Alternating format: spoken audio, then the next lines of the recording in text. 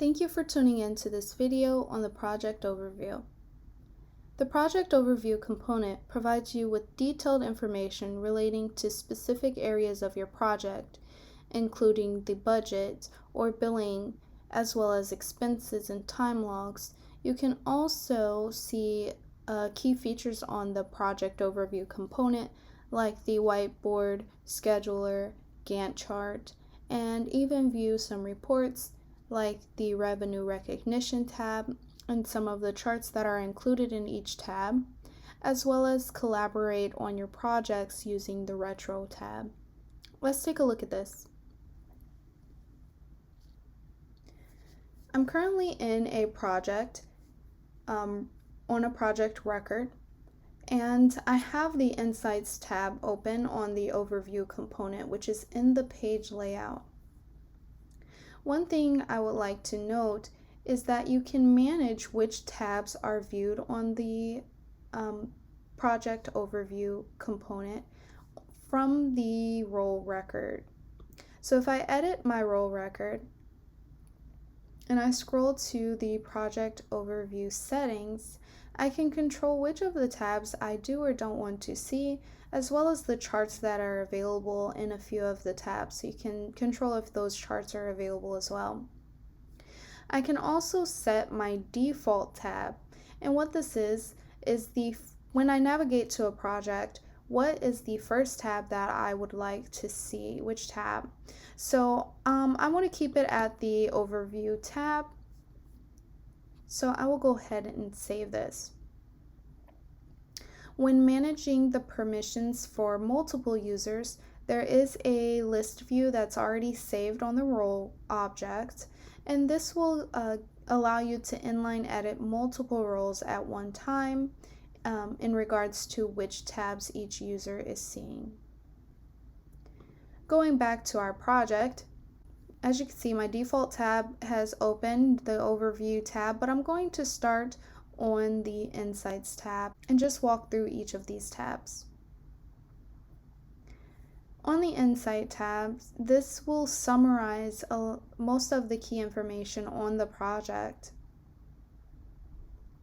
The Insight tab is going to summarize all of the key information for my project. So we'll see a breakdown of the project budget. Now this is the field on the project that's manually updated. As you can see, it's also listed at the top of the record here. How many of the actions that are assigned to this project have been completed, and if there are any overdue actions. So we can see I have 4 overdue actions. When I hover over this chart, I can also see a link to each of the actions. So I can navigate directly to those actions by clicking this link here. You also get a few fields of information on each of those action records. You get a risk summary as well as an image of the project owner. So currently I don't have an image saved for Mick, but if I am to upload a profile image, then this is the image that is going to show. You also get a breakdown of your cost performance index, or CPI, which looks to be doing pretty good for this project. The closer to 1 or over 1, the better. Same for your scheduled performance index. And according to this, I'm not doing so well, as I'm not very close to 1. I also get a breakdown of my billable information, billable summary for my project, which includes the project budget and completed values, completed billable, remaining and forecasted values for the project, as well as an hour summary, profit and loss summary, and a summary of the invoices that are relating to this project. Next is the Overview tab. The Overview tab will include 2 charts, so the completed actions as well as the same overdue action chart.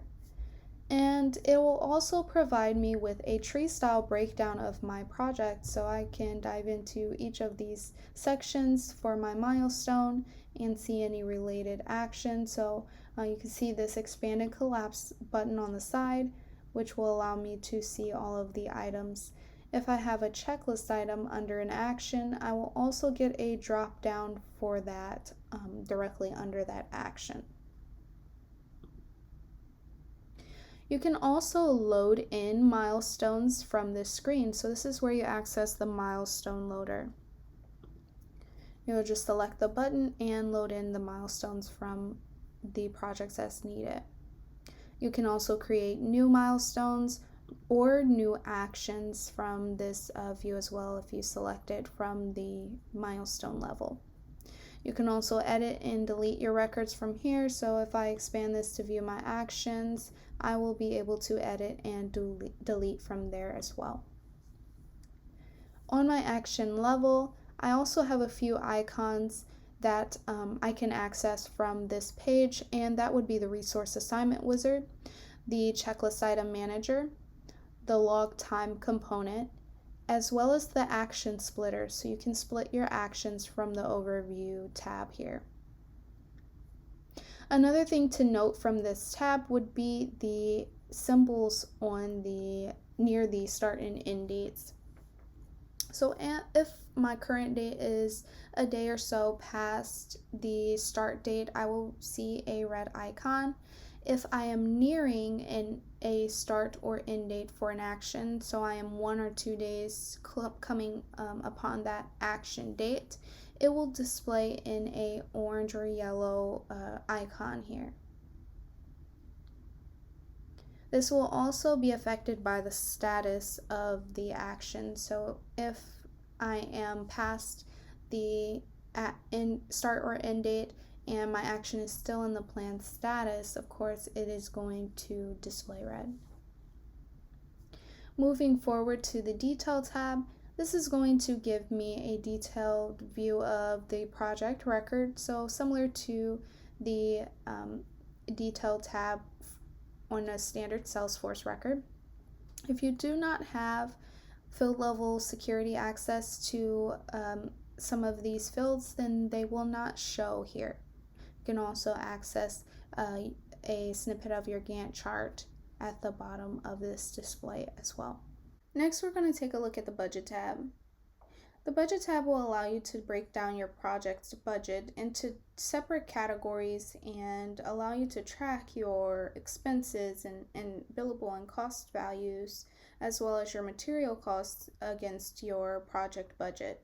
And you can track them into these each individual budget item. When you first navigate to this page, you will need to select the Manage Budgets button, and this will allow you to create your budget items and specify the billable and cost budgets for those. This display will also allow you to view your budget summary, your category summary, profit and loss, GM percentage, and variance summaries. And it also contains a few tabs and further break down the information on your budget items. Moving forward to the Action Pad. The Action Pad will allow you to view details on the related actions for this project. So you'll get your action charts at the top, summary of the scheduled and completed actions. Any overdue actions, you again have that chart where you can click directly to the actions. You'll get an hour summary and a checklist summary as well. In the Action Pad, you'll be able to create new action records with this top bar here, search through your actions, or even view your action details. So if you were to select a action, you can see that it's grayed out. That means that's the action that I have selected.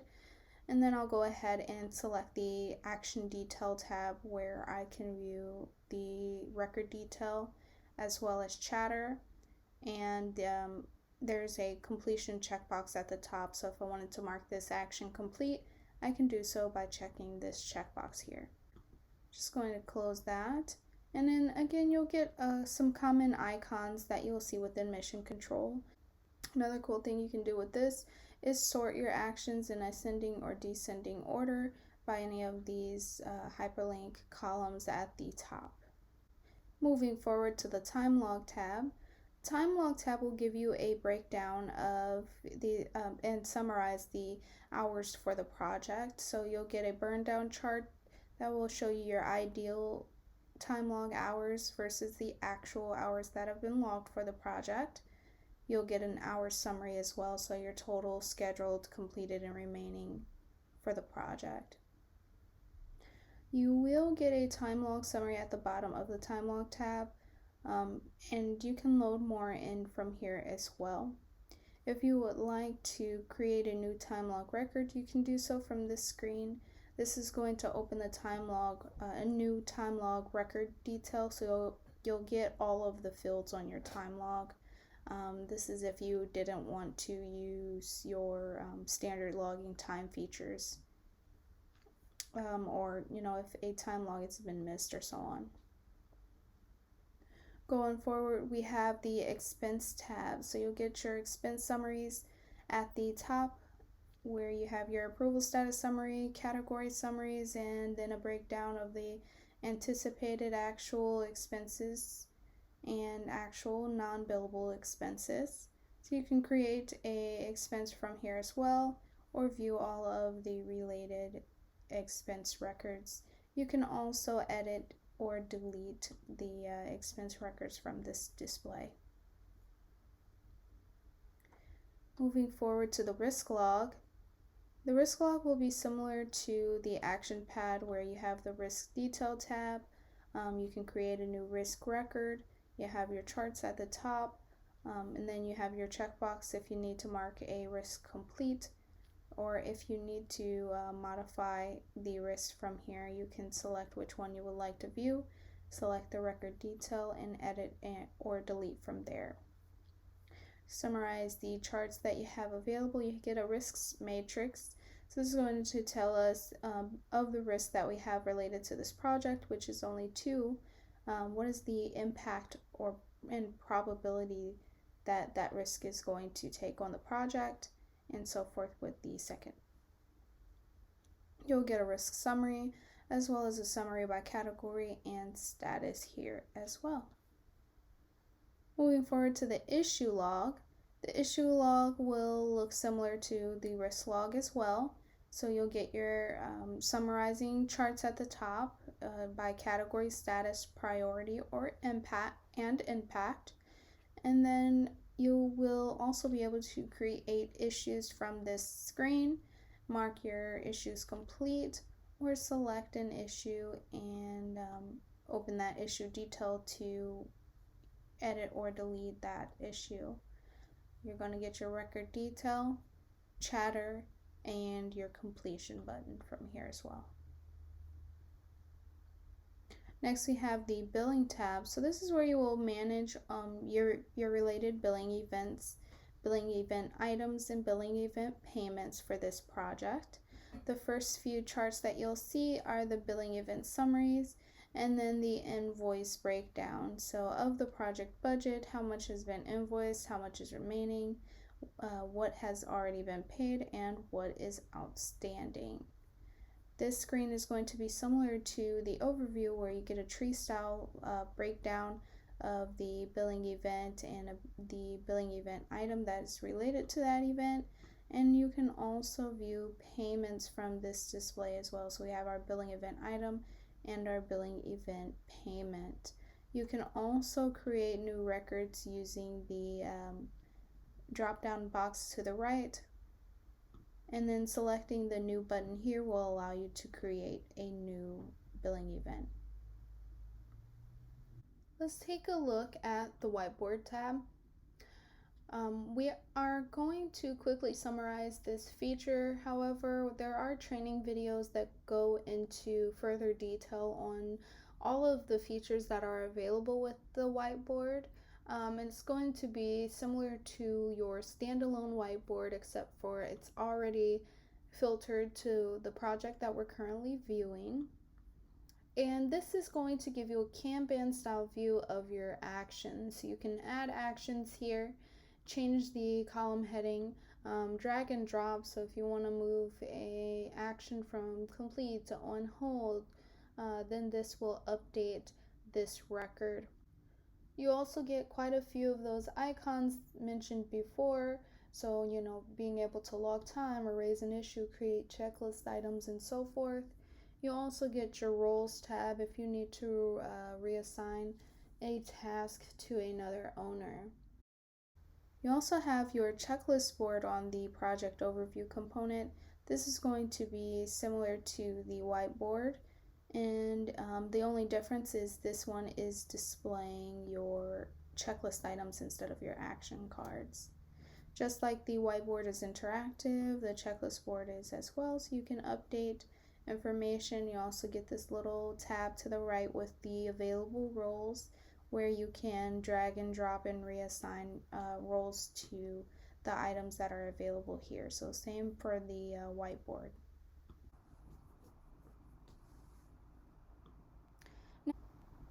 Next, we have the Gantt Chart tab, which is going to give you a timeline view of your project, which makes it easier to create dependencies and relationships between the items on your project. You can choose to have custom fields display here, and it's going to be similar to the standalone Gantt chart, except for it's going to be filtered to just the project that we're viewing, similar to the other features in this project overview. And again, we're not going to go into too much detail on this feature as we do have a Gantt chart training video. So further details can be found there. One thing I do want to note is that if you have settings on your Gantt chart and your Gantt chart settings, it's going to be on an individual user basis, but if that setting is overridden in your control pad, you won't see this setting icon. So next we have the revenue recognition page. This is going to give you more information on the revenue for this project based on a period in time. So you can select the period at the top of this display here, select go, and you should be able to view your revenue recognition breakdowns, your charts, as well as a profit and loss chart, and then a breakdown for the project financials based on a weekly period. Next, on the Scheduler tab, you will get a breakdown of the actions that are assigned to the roles for this project. Again, it's filtered to this project here in the upper right corner of the scheduler. You can remove this filter and view actions that are assigned to these roles for any project. You also get your individual settings here. That can be overridden in the control pad as well. You get a full timeline view and month view, which is a calendar style view of your actions that pertain to this project. Further detail on the scheduler component can be found in the scheduler how-to video, so a deeper dive into all of the features that are available for this component. Lastly, we have the retro tab, which will allow you to collaborate with your team on the project and discuss how the project flow went, if there was anything that needed to be worked on, anything that needed improvement, something you might want to try, or some things that might have puzzled you while the project progressed. So you have great collaboration tool to add those learnings and add those notes for your project. Thank you for tuning in to this video on the project overview. Feel free to get in touch following the links below. We also have further information in the user guide, knowledge base, and learning portal, as well as further videos on some of the features that you've seen today within the project overview component, and that can be found under the training videos link. Thanks again for watching.